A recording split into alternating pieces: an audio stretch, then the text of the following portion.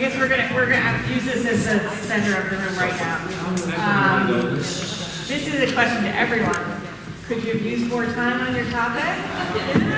Yes? Just 1 minute?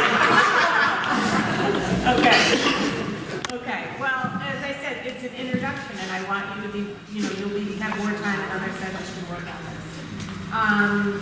Do folks need more information on their topic? Yeah. And so you need more time, more discussion, more information. Okay. That's what I expected. That's good. And so what we're going to do now is just a report out. I know you were working on specific questions. You could report on those questions. You could tell us in general what your group shared or what you're struggling with. Or if there's a big question you want to throw out to the group. We do have some, George is certainly a resource on housing, but I don't think we want to cover George with all the big hard questions right now. Why don't you tell us your topic area and report out what you'd like.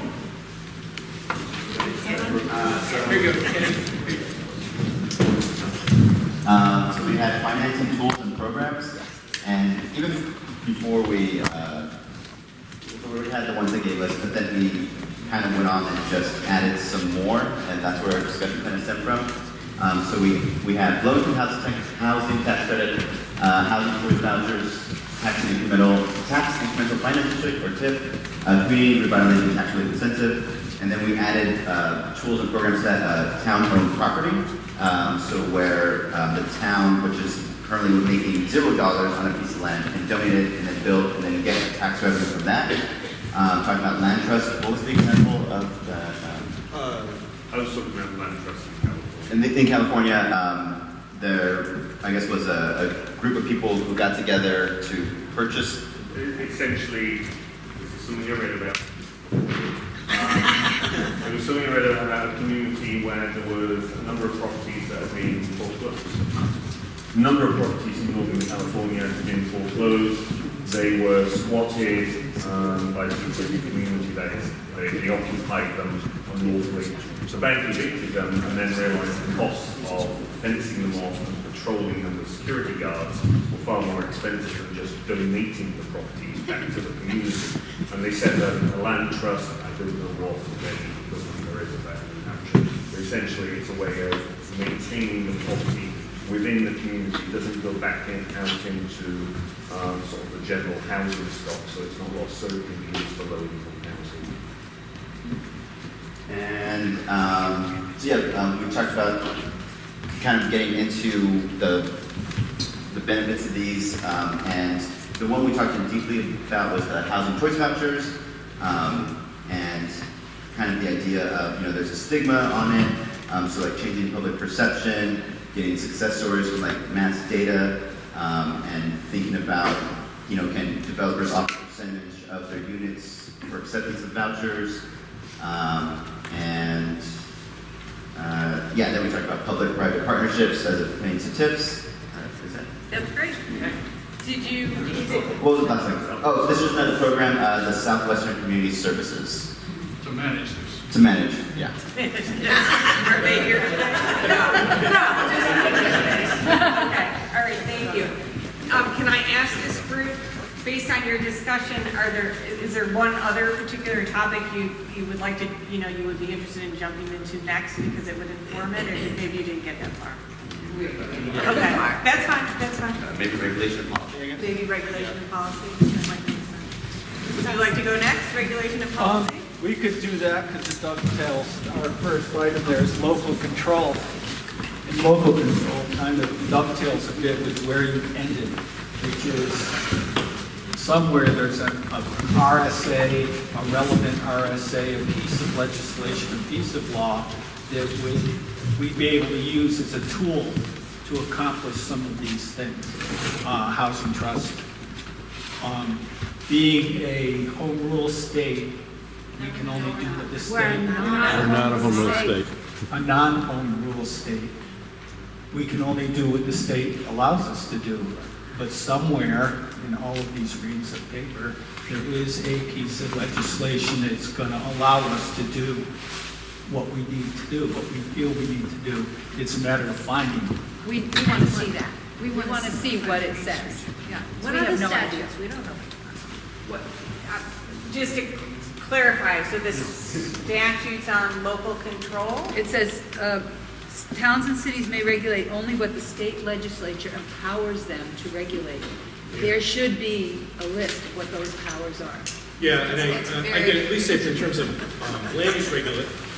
land use regulations, it's RSA 674 that comes all the way down. So you'll find 674.21, which is innovative land use techniques. And then there's 674. 674, RSA 674. 674. On page 7. The reference is on page 7. And there may be Oh, another, okay. and there may be All another right. reference to how the state grants powers to the town. It's beyond just the planning and zoning part, but I don't know the answer. to Right, that. okay. I think it's, yeah. I think she would know more than anybody in the room, probably. All right, well, we just want to put that on our list of things we want. All right, so I'd encourage you to make sure it's on the sheet, because we can bring more information back, so thank you. But why don't you go ahead with your report on it? Then we go to Federal Fair Housing Act. We had a bit of discussion. Somehow when we start talking affordable housing, we talk about families, young families, and children moving in, and cost of schools and that. So our discussion centered around pro-family and versus the cost of services to children.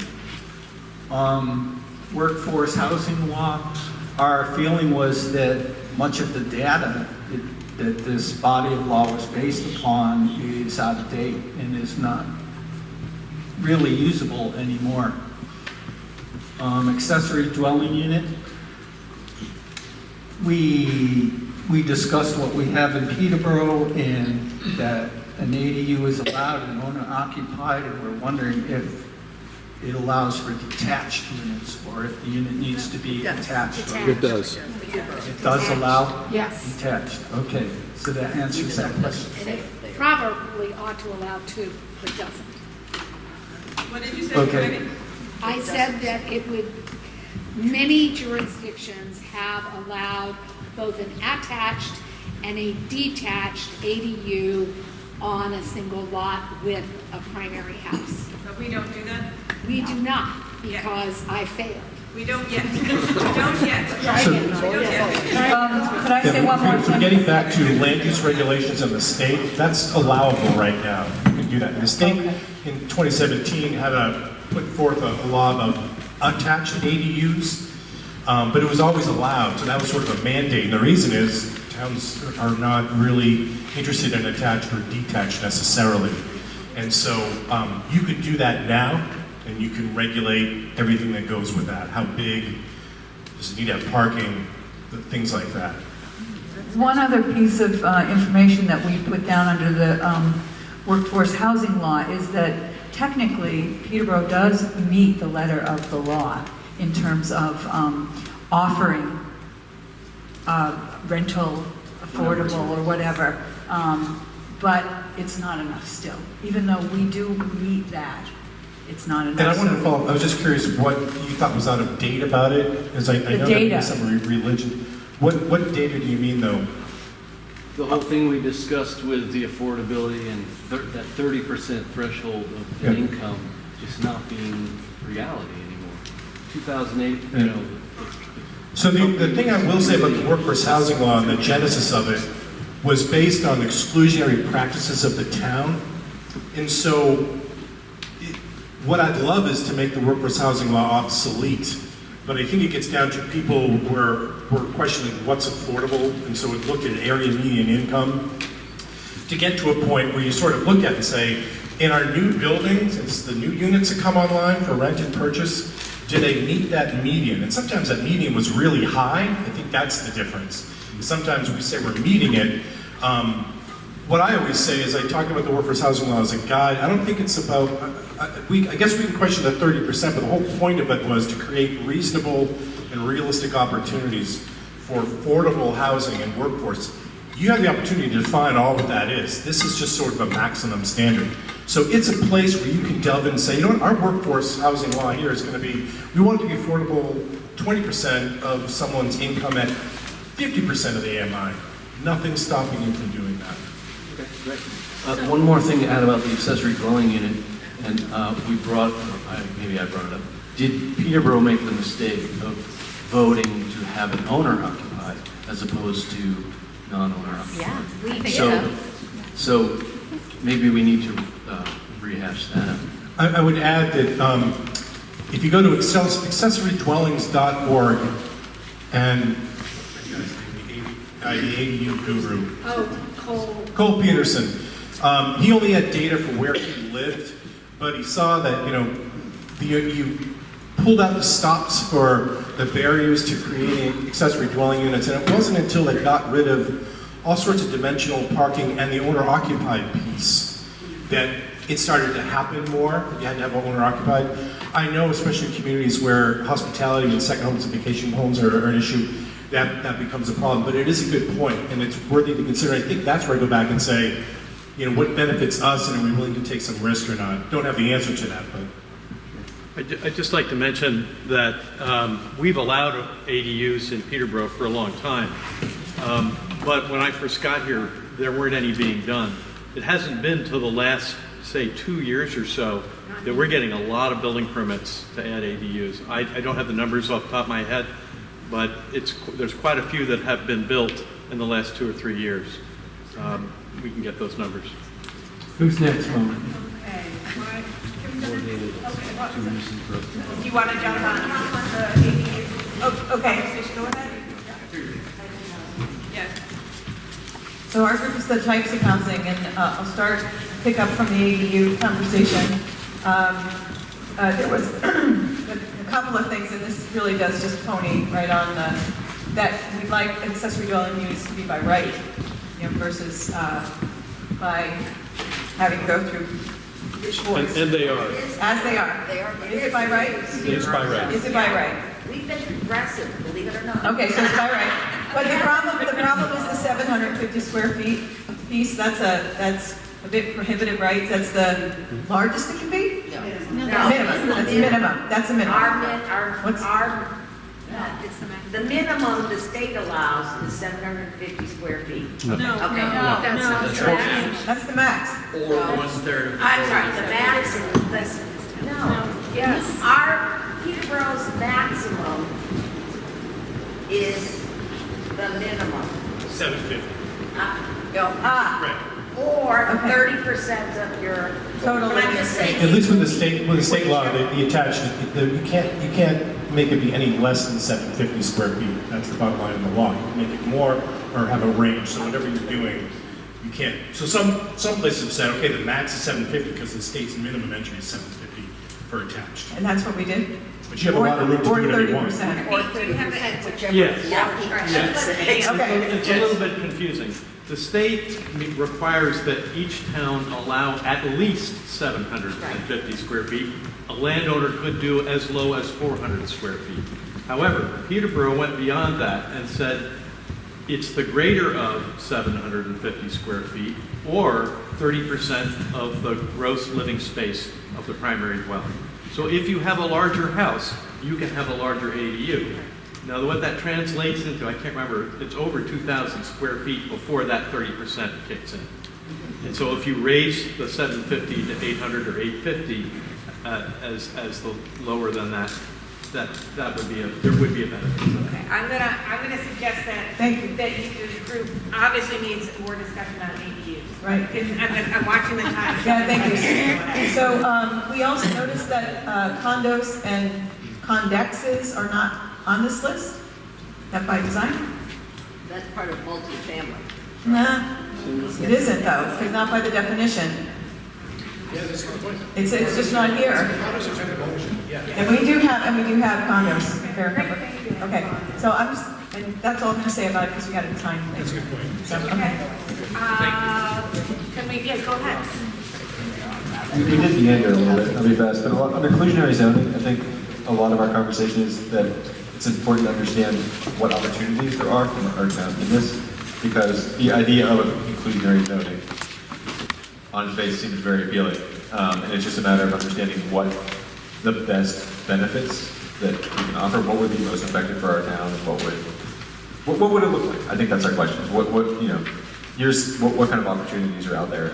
What can we select that really works for our town? So there's just learning more about inclusionary zoning would be very important. Instead, just talking briefly about density of land development, and just a general understanding. Land is very expensive around here.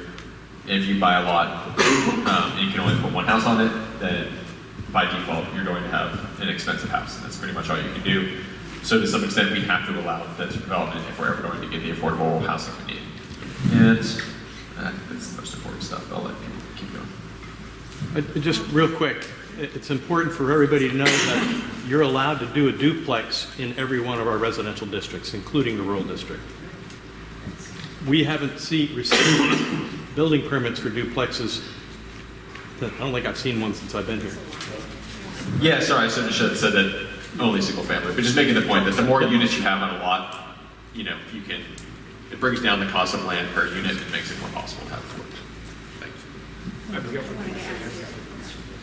So, are you proposing inclusionary zoning?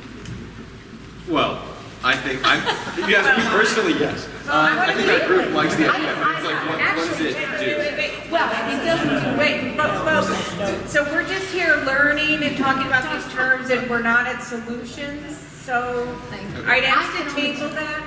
Yeah, sure. Because we're not at solutions right now, we're just learning and sharing these concepts and ideas, and what I'm hearing is there needs to be a lot more work around understanding all of these complex issues. So, hate to shut you guys down, but you'll get back to that at some point. I'm going to let this final group, categories for housing, go ahead. Hi there.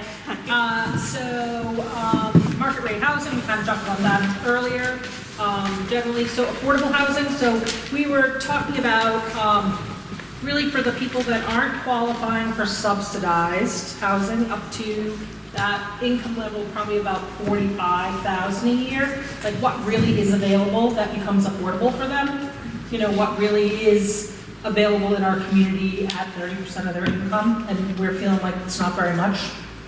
And then mixed income housing. We talked about Southfield being an example of that, and so people know. So Southfield has condos and then has a big multifamily behind. Big. Are they part of the same development though? They were originally, when it was originally conceived, it was all part of the same development. And then it phased out. Do people know physically where Southfield is? Yes, but isn't it expensive? Past It's Condell. expensive to buy there though, right? I mean, across from $250. 259. So that's not for the people who love Yeah, but there is that multifamily there that's rentals. So it's, same piece of land with that mixed use. But they're not connected, Nicole? They're both off of Southfield Road. When you go up from Route 202, the road splits. If you go off to the left, you go to the multifamilies. If you go up to the right of the hill, that's where the condos are. And those have been phase developed over 20 years. And 10 units have just been completed. Another 20 units are going to be started this spring. Condo units. My question is, are the new units mixed income, or is it just because it's the old units are grandfathered in? We don't know that. Their market rate. Their market. The new condo units being built are all market rate. So they're at least over like 259. I think it started out that way. Go ahead. So then, subsidized housing, we were talking about the waiting list and the lack of vouchers availability. A family member of mine just got told that there was an 8-year waiting list. They wanted to live in Hillsborough County. So, what's someone supposed to do for 8 years? They make $30,000 a year. Like, really, what are they supposed to do for 8 years? It's a little bit crazy. And then we were talking about the workforce housing and like, who decides what the workforce is and how much is our workforce making? So, if you take New Hampshire Barbarian, for example, they're going to have 10% of their top income earners are going to skew the people that are making $15 an hour. If they do an average, they're going to skew it. So even though they have 800, or I don't know how many employees they have, but say they have 800 people making $15 an hour, then they have a whole bunch of people that make $200,000, you know, because they're fancy engineers and managers and all that. So that skews. So who's making sure that those 800 people that make $15 an hour, what's their workforce housing? You know, what do they need? Because the numbers using median is not friendly to the people who are in that mass. Well, that looks like that was the number, $15 an hour times 40 times 52 is 31K. That translates to annual salary for somebody that's paying $836 a month, that's 30K. That's about that number. So that's what most people can afford is $836 with utilities. Right. I don't know of any apartments in Peterborough that go for under $1,000. So that's pre-tax too. Right. I get that, but that's the standard calculation. I get what you're saying, yes. Yeah. Taxes do get taken out. But if we're talking about, you know, what are the averages, so we need to be able to house people that can only afford $836 a month with utilities. How do we do that? I think what you find is that there's a lot of people who are sharing. So there are people who get roommates, they get housemates. And that is, or they have a partner. Right. And they're both covering. That's essentially how So, it's happening. and I don't want to add too much to this because I think this brings up the challenge of terminology. And you're right, the state's workforce housing law, like I said, was put into place because there needed to be some line in the sand that says, you know, don't think this is affordable when it's 500,000 or whatever. So let's find some number that people can use as a test, meaning municipalities. And then the term itself was that when we talked about affordable housing, people thought it was for people that made no money, didn't work. And I don't mean like me. It was just like, how do we talk about this without having two sentences to explain it? But you've all just done a great job of trying to do it. And as much as that calculation is important, it's much deeper and broader. And who has the opportunity to solve that is community by community. And it's hard to know, like, what's Villapore going to do in their income range and be able to get that. But then I go back to the more simpler thing. It's like, how are we allowing that can be built economically viably, be built by a developer that meets a range of needs of different incomes, no matter how you do that. And that, in the end, is the real work and the real opportunity beyond terminology. Because, George, what you're saying is that if we're able to provide that range of housing, then there can be mobility, right? Then there can be people moving one level to another and back down. And we're stopped because we just don't have that now. And so our challenge will be to formulate policy in a way that allows for that mobility and those options. And I just would say to the group,